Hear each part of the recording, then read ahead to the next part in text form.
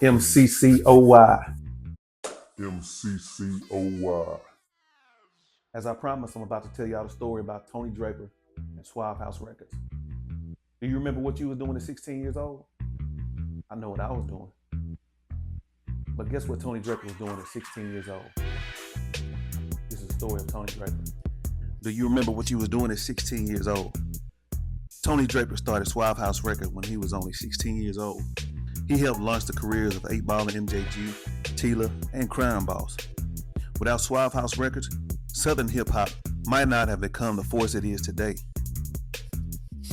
MCCOY. Yeah.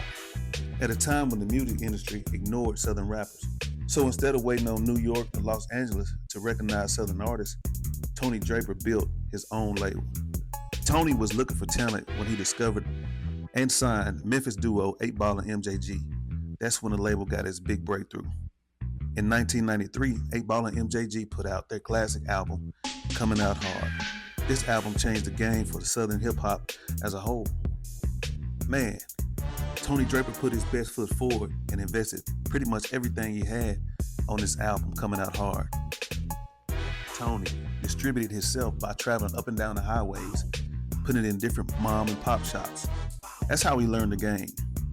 8ball and MJG would go on the next year to put out On the Outside Looking In 1994 and On Top of the World in 1995. These records mixed street stories with soulful production, deep bass, and smooth delivery. They became classics and proved that Southern artists could sell records nationally. Draper didn't stop there. He assembled one of the strongest Southern rosters of the 1990s with artists like Tila, Crime Boss, South Circle, and Mr. Mike. Many of the artists released albums that became Southern rap classics and sold hundreds of thousands of copies. As Suave House grew, it signed distribution deals with larger companies.